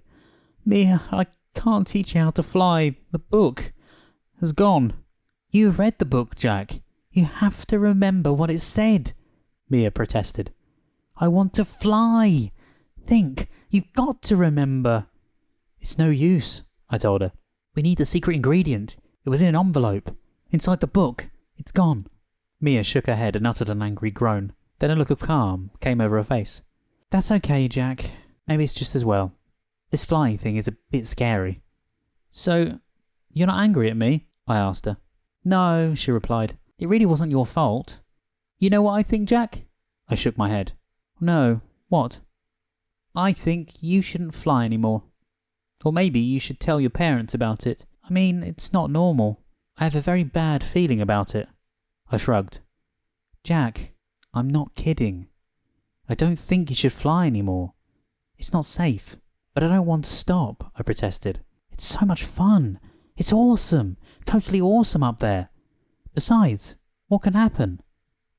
That night, after dinner, I hurried to my room to work on my new superhero drawing. I drew the outline of his figure. I was going to call him Captain Arrow. I shoved my chair away from my desk, stared out of the window for a while, returned to my drawing. I drew a purple leather quiver over Captain Arrow's shoulder to hold his powerful crimson arrows. I got up, looked outside again. I don't know. Drawing superheroes seemed boring now. I left my room to find Dad, to ask him to shoot some baskets outside with me. I found Dad and Mum snoozing on the sofa in the living room. I called Ethan and Ray to see if they wanted to play, but they couldn't. They both had homework to do. Tiptoeing through the hall, I left the house through the back door. I stood in the garden and gazed up at the stars. It was a perfect night. Warm, not a cloud in the sky. A perfect night for a short flight over Malibu. I glanced around to make sure no one was watching. Then I soared up into the sky. Over the rooftops, over the trees, over the beach. I took a deep breath. The ocean air smelled so fresh, so sweet up here. A light breeze blew through my hair. So peaceful, so quiet, so free, soaring high, gazing out, surrounded by nothing but twinkling stars. I picked up speed. The wind rushed at my face. My t-shirt rippled against my chest. The stars streamed by. The ocean rolled darkly beneath me. I gazed down at the Malibu hills, then headed towards Los Angeles. I flew over the city. The lights below sparkled for miles. I flew faster, barrel rolled to the left, then to the right, then headed into a loop, flying upside down. Awesome! Totally awesome! I'm so lucky. I can sail, glide, soar. I can fly! I whooped, spinning in the air. I glided for a while on my back, gazing up at the stars, trying to identify the constellations. Then I spun round and peered down, into total darkness. No porch lights, no street lamps, no headlamps from cars, no houses, no buildings, total darkness. A wave of panic swept over me. How did this happen? Where is the city? Where am I? How long have I been flying? I groaned. How far have I flown? I didn't know. I swooped down, searching for a dim light somewhere, but all I saw was darkness. Complete darkness. I turned around, heading back home, I hoped. Swooping lower, searching for a familiar sight. Finally, I spotted a string of lights. A motorway! But which motorway? I couldn't tell. My heart pounded in my chest. Cold beads of sweat prickled my forehead. I'm lost, I realised, shivering in cold dread. I am miles and miles from home. Totally lost. Chapter 21. I landed in the tall grass on the side of the motorway. I started to walk, searching for a sign to tell me where I was. I walked and walked. The night was quiet, except for the cars that roared by, and the creepy rustling sounds that escaped from the roadside bushes. I stared into the bushes, saw them move. My heart began to beat faster. I broke into a jog. Cars and trucks whirred by me. A sharp, chittering noise rang out from the dense thicket beside the motorway. I could see dark eyes glowing in the bushes. Hey! A furry creature scuttled across my path. A raccoon? A skunk? I started to run. Up ahead, I finally spotted a road sign. I ran harder, panting now. Clouds of dirt rose up under my pounding trainers. I could see the white letters on the sign, but I still couldn't make out what it said. As I ran towards it, a car pulled alongside me and stopped. I spun round and gasped. A police car. Yes, I thought happily. The police! They'll help me get back home. Do you need help? One of the officers stepped out of the squad car. He tipped his cap back and stared into my eyes. Yes, I do. I'm a bit lost, I told him breathlessly. Can you take me home? To Malibu? What is your name? He asked. Jack. Well, Jack, you're pretty far from Malibu. How did you get here? He asked. I didn't answer. What could I say? I flew here? They'd take me back all right and lock me up with all the other crazy people in Los Angeles. Jack, did someone drive you here? I shook my head no. Well, did you just drop out of the sky? He sounded as if he was losing his patience. I shrugged my shoulders lamely. Get in the car, Jack. The officer nodded towards the car door. We'll find your parents for you. Oh no. I couldn't let them take me back, I decided, shaking in panic. What will I tell Mum and Dad? How will I explain to them how I got here? I edged away. The officer reached out to me. Get in, Jack. We'll help you. No thanks, I told him. I raised both arms over my head and took off. Gazing down, I saw the other officer leap out of the car. The two of them stood side by side, gaping up at me with their mouths open wide. I followed the lights of the motorway. I didn't know what else to do. Finally, the buildings of Los Angeles came back into view. I let out a long sigh of relief. Then I turned in mid-air and flew home to Malibu. I landed quietly behind the garage. I smoothed out my hair, straightened my t-shirt. I took a deep breath and sneaked into the house. I could hear my parents in the living room talking. I stopped in the kitchen and listened. Were they talking about me? Have they noticed I'd gone? I don't know where else to look, I heard Dad say. I've searched everywhere. My heart began to pound. What am I going to tell them? I held my breath and listened some more. I know, Mum exclaimed. We have to stay calm. You'll find a new client soon. Someone with real talent. I just know it. I breathed a long sigh of relief. They hadn't noticed. Next time, I have to be more careful, I promised myself. Much more careful. Mia is right. Flying can be really dangerous, especially if you don't know where you're flying. I tipped over to my room and closed the door. The phone rang. Are you ready for the big race tomorrow? It was Wilson. Huh? What race? I asked. I told Mr. Grossman that we're going to put on a race for the whole school tomorrow, Wilson declared. What kind of race? I asked him. A race they'll never forget. Chapter 22. Are you crazy? I yanked Wilson aside in gym class the next morning. We can't race, I screamed. Oh, come on, be a good sport, Wilson grinned. You're just angry because you know you're going to lose. On the other side of the gym, I could hear Mr. Grossman announcing the race to the class. A special race, I heard him say. Wilson promises we're all in for a big surprise. I ran my hand through my hair. Wilson, don't you see what you've done? My voice grew high. When everyone finds out we can fly, our lives will be ruined. Wilson shrugged, then bent down to tie his trainer. I don't know what you're so worried about. This is going to be really cool. I glanced around the gym. The empty gym. The whole class had emptied outside, waiting for the race to begin. Ready, boys? Mr. Grossman popped his head in the doorway. Ready, Wilson called back. Wilson tugged me through the halls, the empty halls. Come on, Jack, the whole school is out there. The whole school. Out there. Every kid in Malibu Middle School was going to watch us fly. This was a total disaster. If we went ahead with this, I knew that my life would never be the same again. We stepped onto the playground. I squinted in the bright sunlight, squinted at the crowd of kids huddled along the running track, waiting for the race to start. Someone tugged on my t-shirt sleeve. It was Mia. Jack, why are you doing this? She asked, her eyes wide with fear. Wilson told me you're going to fly. I don't want to, I stammered, but I can't do anything about it. I have no choice. Mia shielded her eyes with her hand and glanced over at Wilson. Her ruby-red heart ring sparkled in the sun. We both watched Wilson as he stretched out at the starting line. I'm so worried about the two of you, she said, her eyes locked on Wilson. I gazed into the crowd. Kids shifted restlessly from one foot to the other, watching, waiting. I wanted to run away, run home and hide. Hey, Jack! Ray called out from the crowd. Go for it, you can beat him. Ethan stood next to him, pumping his fist in the air. Wilson is ready. Mr. Grossman jogged over to me. How about you, Jack? The kids began to chant. Race! Race! Race! My temples were throbbing. My t-shirt felt wet against my skin, drenched with sweat. What was I going to do? I had to race. I knew I had no choice. I had to race, and I had to win. I stepped up to Wilson. Ready, Jackie? He grinned his horrible Wilson grin. I nodded. Mr. Grossman raised the starting flag. On your marks, get set, go! Wilson and I took off. We shot into the air. With my arms straight out in front of me, I blasted ahead. I soared higher, higher, and zoomed to the other side of the playground, leaving Wilson far behind. Yes! I was winning! I was finally beating him. I turned in mid-air, dipped, and headed back to the other end of the playground. I glanced behind me. Wilson was soaring fast, catching up.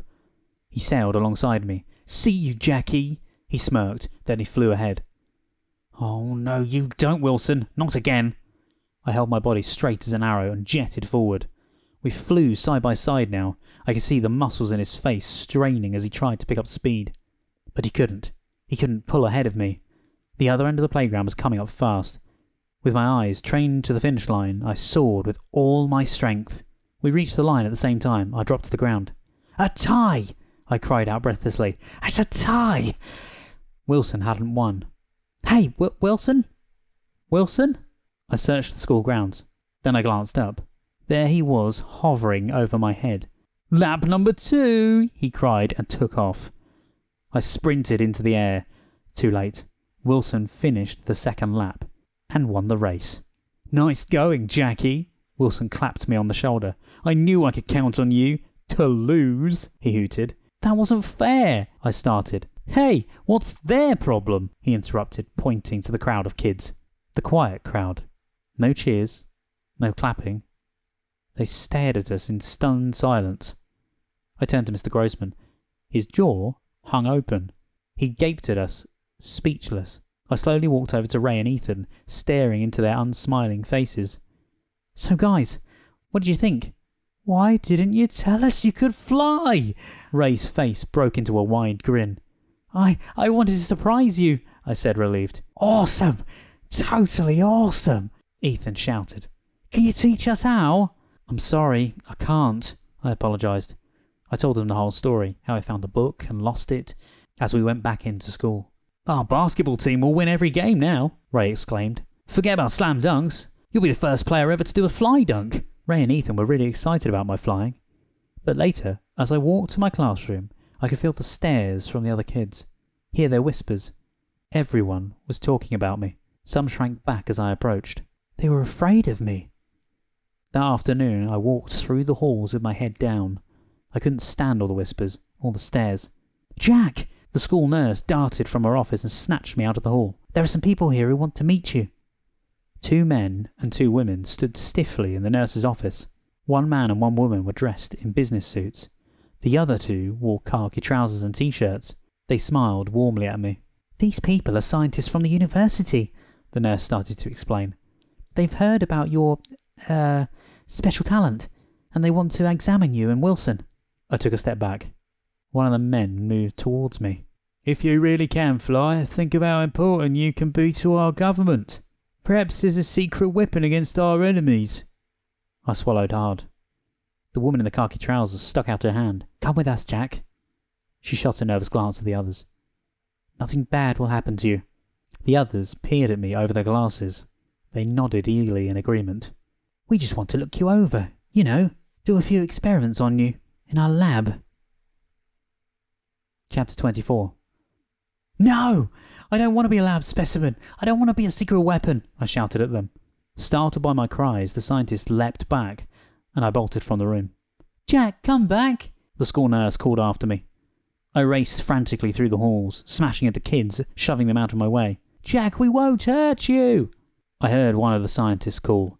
With my head down, I charged ahead, zigzagging through the crowded halls, elbowing the kids who got in my way. Hey, watch it! Angry voices trailed me as I burst through the school doors and jumped down the steps. I ran all the way home.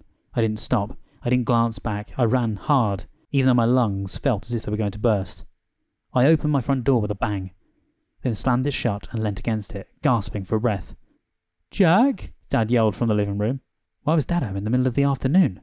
I walked into the living room and found both my parents waiting for me. Dad stood with his hands shoved deep into his trouser pockets. "Jack, our phone has been ringing all afternoon," he said sternly. "We heard about you, about what you did in school today." I glanced over at Mum. She gave a solemn nod. "You were in a lot of trouble." Dad sounded really angry now. I gulped. "Why? What are you going to do?" Chapter 25. "What do you think we should do, Jack?" Dad paced to and fro in front of me. "We can't believe you didn't tell us sooner." "Sorry," I muttered. "I mean, I wanted to tell you I could fly, but..." Dad's expression changed. His eyes flashed with excitement. "If you really can fly, you're going to be the hottest act in the country. You're going to be a superstar, Jack. You're going to make millions." Mum's face broke into a wide smile. "We finally found it," Dad said to her. "I can't believe it. All this time we've been searching everywhere, and it was right under our own roof. We finally found the big act." "Step right up, ladies and gentlemen. Welcome to the grand opening of Marv's Malibu Motors." Marvin Milstein stood on a towering platform. He shouted into a megaphone, gathering a huge crowd in front of his new car showroom. I stood inside the showroom. I peeked outside, watched the crowd grow. Hundreds of people jammed into the car park. Hundreds more tried to shove their way in. They crammed in tightly, shoulder to shoulder, under the hot sun, and waited. Waited for me. The amazing flying boy. "Yes," Marv continued to shout. "The amazing flying boy is here. In just a moment you'll see him fly over our new shipment of Silver Hawks." "The Silver Hawk!" Marv pointed across the car park to a shiny silver car turning slowly on a revolving platform. "The car that soars so smoothly you'll swear the wheels never touch the ground." The people packed themselves in tighter, every centimetre of ground taken up by the crowd. I could hear the buzz of the crowd over Marv's megaphone. "Where is the flying boy? Can he really fly?" I heard a little kid cry. A lump formed in my throat. Mum came up behind me and placed a hand on my shoulder. "You look great, Jack." I stared down at the costume Mum had made for me. A silvery superhero costume, metallic trainers, and a shiny silver cape. "Can you believe this crowd?" Dad exclaimed. 10 TV stations are out there with their news crews, and tons of reporters from every newspaper in the state. They're all here to see you, Jack." "I don't know, Dad." I stared out at the growing crowd. "Are you sure this is a good idea?" "A good idea? No, I don't think this is a good idea. It's a great idea. It's an unbelievable idea," he cried. "And it's just the start, Jack. Soon you'll have your own TV show, your own films, your own action figures." The mob outside grew impatient. "Are you ready?" Malibu Marv shouted into the megaphone, pumping up the crowd. "Yes!" Their reply thundered in my ears. "It's time, Jack." Dad's eyes lit up with excitement. I was supposed to fly over the car park, carrying an advertising banner. Dad handed it to me. It read, "Fly with a Silver Hawk, only at Malibu Marv's." I stepped outside and climbed the platform steps to take my place next to Marv. I stared down at the crowd, at their waiting faces, at the doubt in their eyes. Then I took off, and the crowd let out a startled gasp. I flew round the car park carrying the banner, staring down at the people as they gaped up at me. "He's flying! He's really flying!" I heard someone shout. I searched the faces below, trying to find Mia, Ethan or Ray. I hadn't seen them in days. I soared round the whole car park, but I couldn't spot them in the crowd. "You're seeing a miracle, folks," Marv's amplified voice floated up to me. "and our Silver Hawk prices are a miracle too." The next morning, Dad brought in reporters from Time and Newsweek to interview me. The reporters asked me tons of questions. When did you learn to fly? Can you teach other kids how to do it? What was in the secret recipe you ate? What were the magic words you chanted? Then their photographers snapped pictures of me flying around the back garden. People and TV Guide showed up next. They asked the same questions, took the same pictures. Mia called. She asked me to go skating with her that afternoon. I wanted to go, but I couldn't. Someone from the Wall Street Journal was coming to interview me. I wanted to tell them to talk to TV Guide, get the answers from them. But I knew Mum and Dad wouldn't like that. They were working really hard to get me all these interviews. "See you later," I called to Mum and Dad the next morning. I was going to the park to shoot some hoops with Ray and Ethan. "Whoa, wait!" Dad charged into the kitchen. "Where are you going?" "To play basketball with my friends." "I won't be home late," I told him. "Sorry, Jack, but you can't go." "Why not?" I asked, confused. "I don't have any interviews today." "Because basketball isn't the right kind of exercise for a flying superhero. You have to do sit-ups, press-ups, run some laps, build up the strength and stamina to fly your best." He pushed me towards the door. "You have to work out every day, Jack. Now, let's get started. I'll work with you in the garden." I didn't see Ray or Ethan or Mia that whole week. I had more interviews to do, and exercises, and costume fittings, and I did a flying appearance at the opening of a new restaurant in Santa Monica. Finally, Saturday arrived. Mum and Dad said it was my day off. No interviews, no exercises, no jobs. I could do whatever I wanted. I got up early to go rollerblading with Mia. As I headed out the door, Mum stopped me. "Jack, you can't go out like that." "Like what?" I asked, staring down at my t-shirt and cut-off jeans. "Like that," she said, pointing at my clothes. "You're a superstar now. You have to wear your flying costume when you go out, so your fans won't be disappointed." "But Mum," I protest, "I can't wear my cape to go skating. There's no way I'm going to wear silver tights in the park." I called Mia and told her I couldn't go. I shuffled glumly into the living room and turned on the TV. I knew that flying in front of the whole school was a big mistake. I knew it would ruin my life. I knew it. I hadn't seen my friends in weeks. I'd probably never see them again. I'm going to spend my whole life flying around in a stupid costume, never having any fun, I realised. I flipped aimlessly through the channels. I flipped and flipped, watching the programmes flash by on the screen. And then I stopped, when I saw Wilson. Wilson on TV. Wilson, wearing a really cool superhero costume that sparkled with neon glitter. My eyes grew wide as I watched him. He soared round a mountaintop, rescuing people off its steep cliffs. "We'll return to Wonder Wilson and his amazing rescues in just a moment," the TV presenter said. Huh? Wonder Wilson and his amazing rescues? I shook my head. "I'm doing restaurant openings, and Wilson already has his own TV show," I wailed. "Can't I ever beat Wilson? Ever?" I heard a knock on the door. I was glad to leave the room before Wonder Wilson came back on TV. I opened the door and saw 3 serious-looking men in green uniforms standing there. Army uniforms. "Jack Johnson?" one of them asked sternly. I nodded yes. "Good." He reached out his hand. "You'll have to come with us." Chapter 26. I stood in the middle of a drab green room, an army lab with no windows. The room smelled like a doctor's office. You know, that heavy alcohol smell. I glanced over at the door. A solid steel bolt sealed it shut. A chair with suction cups stuck all over the back and seat stood in one corner of the room. Electrical wires streamed from each cup. I imagined that was what a prison electric chair looked like. There was no way I'd ever sit on it. My heart began to pound as a group of army scientists in white lab coats circled me. They stared at me, their eyes moving up and down my body.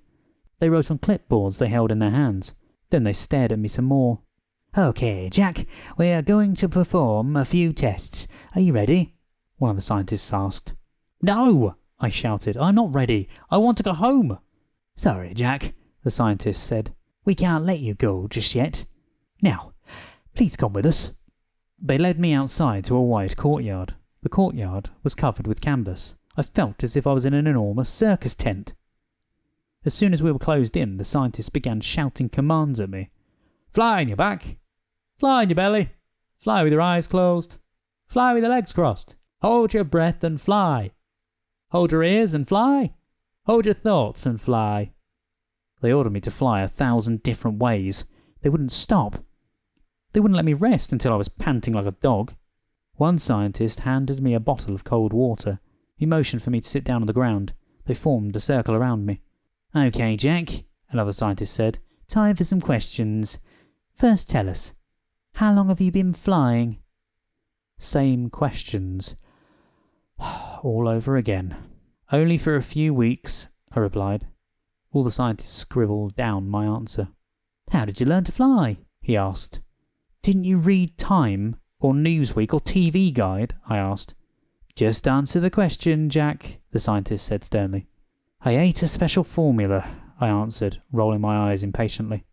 The scientist's heads jerked up from their clipboards. What was in the special formula? I don't remember, I replied. Yes, you do, Jack. The scientist stepped closer to me. He stared hard into my eyes. Now tell us. I thought hard, trying to recall what was in the recipe, but I couldn't. I really don't remember, I stammered. Think harder, Jack, he demanded. You know what was in it? Tell us. My heart pounded in my chest. I don't remember. I'm telling you the truth. I really don't remember. The scientists didn't believe me. They waited, stared at me with unblinking eyes, waiting for my answer. I peered down at my trainers to escape their hard stares. Where were my parents?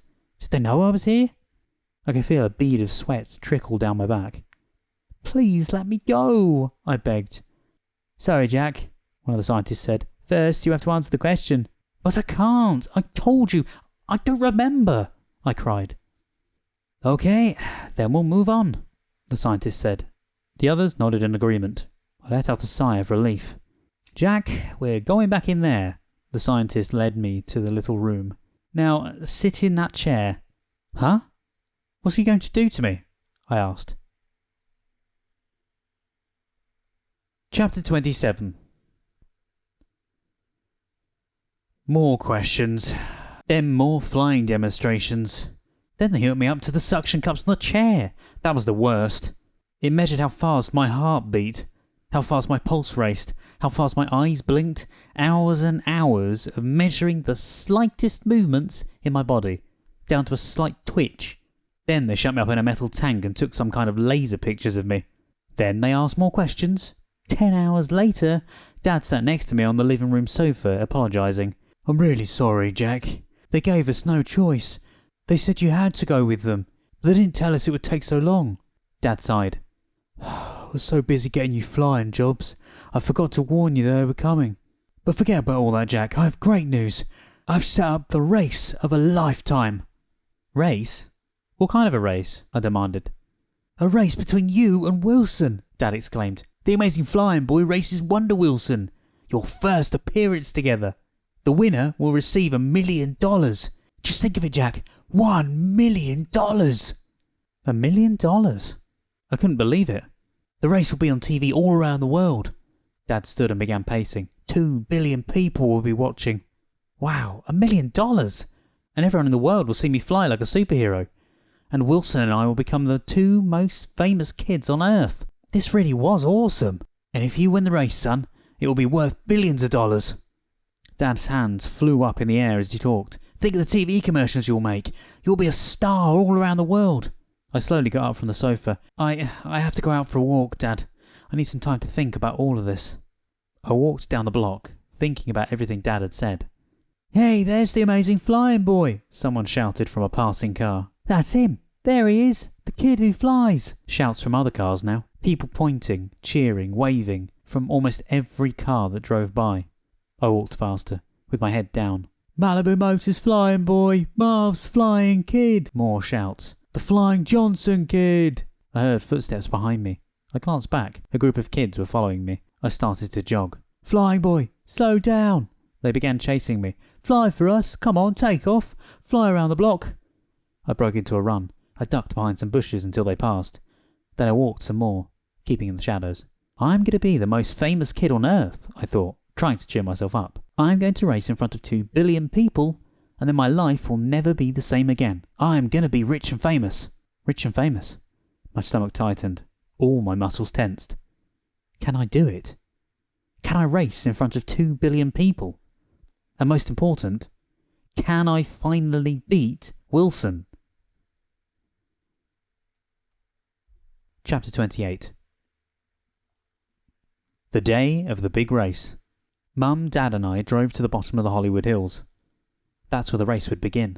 Wilson and I would take off from there, then fly up to the Hollywood sign, then back down again. Dad inched our car up to the grandstand. Thousands of people had turned out to watch Wilson and me fly. Thousands of people watched us as our car drove up. Their hands pressed against the car, their staring eyes gawked at me through the windows. A mass of bodies and faces inching along with us. So many people they blocked out the sunlight. I sat in the back seat in darkness, staring at the faces gaping in at me, listening to their shouts. "That's him! He's here! Are you nervous? Can we talk to you before the race? What did you eat for breakfast? What are you going to do with all the money? Will you come to our school and fly? Are you from another planet?" "Hey!" Someone banged on the window and I jumped. "Can I have your autograph?" He banged again. I shrank back in my seat. Pretty exciting, huh? "Jack, we love you! Jack, you're amazing! Jack, teach me how to fly!" Cries rang out all around me. Dad parked the car. The crowd pressed against the doors, sealing us in. The car started to rock under their weight. My heart began to pound. I grabbed onto the seat so tightly my knuckles turned white. "Coming through. Stand aside." A troop of policemen cleared a path to the car. The officers opened the door. I didn't move. "Let's go, Jack. It's time," Dad said. On shaky legs I stepped out of the car. A deafening roar rose up from the crowd. "Jack! Jack! Jack!" The chant thundered in my ears. The policemen formed a barricade, holding the shouting, cheering, chanting people back. I made my way to a big concrete platform built especially for the race. Arms reached out, reaching out to touch me. Hands grabbed at my sleeves, grabbed at my cape, grabbed frantically, pulling me towards them. I struggled to walk, to pull free of the grasping hands. The policemen tried to hold the crowd back, but people surged forwards in a heavy wave. They broke through the policeman's barrier, pressed against me, started to crush me. I was drowning in hands and legs and talking faces. A wave of panic washed over me. I lost Mum and Dad in the sea of bodies. The crowd swept over me, carried me with it. "Jack! Jack! Jack!" They shouted my name over and over. "Mum! Dad!" I tried to cry over the roar of the mob. I couldn't see. I couldn't breathe. I gasped for air. I'm not going to make it, I realised. The crowd, it's swallowing me up. Chapter 29. Then I felt someone grab me under my shoulders. "This way, Jack." 2 policemen guided me up the platform steps. 4 other dark uniformed officers surrounded me. When I reached the top, I took a deep breath and gazed out at the people. Thousands of people stretching out for miles and miles. "Jack!" Someone shoved a microphone in my face. "Jack, over here!" Another microphone. "Jack! Jack! Jack!" Hundreds of microphones suddenly appeared before me. Cameras clicked. "Do you think you can win?" a reporter demanded. "When did you learn to fly?" Another reporter. 3 months. "What was in the secret recipe?" Another reporter. Everyone asking questions, all at once. Cameras clicking. "Jack! Jack! Jack!" Everyone calling to me. I broke into a heavy, cold sweat. I tugged at the collar of my silver costume. Choking, I thought. It's choking me. The mob of people continued to call out my name, and Wilson's name. I glanced over to the other side of the platform. There he was. Wilson, in his glittering superhero outfit, hands placed on his hips, chest puffed out, laughing with the newspaper reporters, smiling for the magazine writers, boasting to the TV cameras. He loves this, I realised. How could he? How could anyone like this? "We are about to begin," the announcer said to me as he waved Wilson over. "This is it!" Wilson slapped me on the back. "I'm really sorry, Jackie." "Sorry for what?" I asked. "Sorry to have to beat you in front of 2 billion people," he hooted. "Good luck, Jackie. You'll need it." A striped-shirted referee asked us to shake hands before the race. I shook Wilson's hand and tried to crush his fingers, but Wilson just grinned his horrible Wilson grin. "The race is about to begin." The announcer's voice boomed over the enormous loudspeaker. The crowd had been roaring, but now the crowd faded to a whisper of hushed voices. The referee lifted a starter's pistol. I took a deep breath and held it. I shut my eyes and waited to hear the blast from the gun. Bang! Chapter 30. The gunshot echoed in my ears. I opened my eyes in time to watch Wilson take off, His cape swirled behind him as he lifted towards the sky. I raised my arms. I leapt into the air and landed hard on my feet. A shocked gasp rose up from the crowd. I raised my arms again. They trembled as I pointed them to the sky. I bent my knees, then took a strong leap and landed with a loud thud on the concrete platform. I could hear the gasps of the crowd. I could see their open mouths, their wide eyes. Stunned. They were all stunned. I tried again. Nothing. I glanced up to see Wilson soaring high, nearing the big Hollywood sign. I can't fly, I cried out. I can't fly anymore. I've lost it. It's gone. Dad jumped onto the stage. His face was frantic. Try again. Try, Jack. Keep trying. I took a long, deep breath. I planted my feet together. I bent my knees, and with all my might, I sprang up and came down. Nothing. No use. I've lost it, I cried. I can't fly anymore. I can't fly. I gazed up and saw Wilson soar over the Hollywood sign, turn, and start back. Wilson wins again, I told myself. Wilson wins again. Chapter 31. As the summer passed, we didn't see much of Wilson. He was busy flying all the time. His TV show was on every week, and he made dozens of flying appearances all over the country.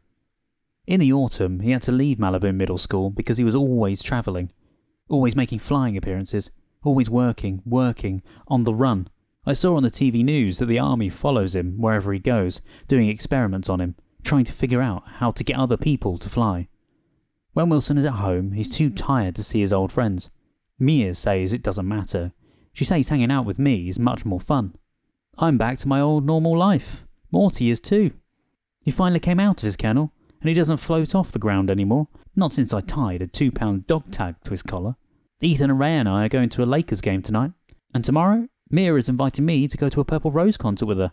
Next weekend, we're taking tennis lessons together. We never talk about the big race and how Wilson won.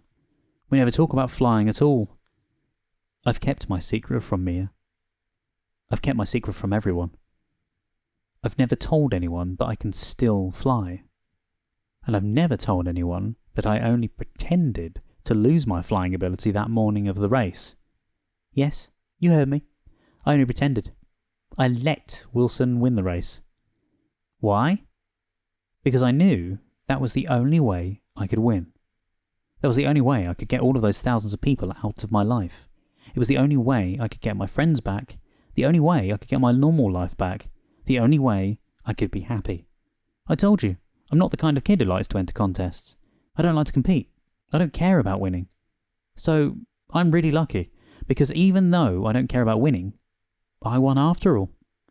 Sometimes very late at night, I sneak out of the house, and I fly over Malibu, high over the ocean. I gazed down at the waves sparkling in the moonlight. I soared with the winds and sailed up towards the moon, feeling the cool ocean breezes on my face. And I think about how lucky I am, and how smart, and I wish Wonder Wilson a lot of luck. Really.